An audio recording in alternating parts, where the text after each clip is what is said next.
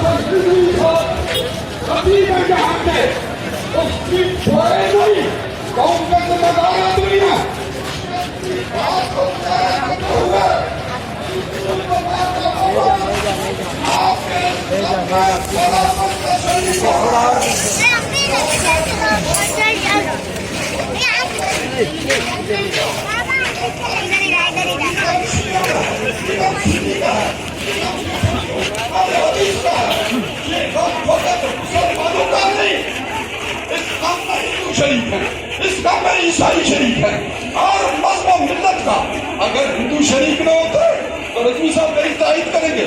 तो हुसैन इब्न अली ने करबला की सरजमीन पर उमर इब्न साद से ये बुजुर्ग जुमला कहा था कि मेरा रास्ता रोक दो, मैं हिंदुस्तान की तरफ चले जाऊंगा।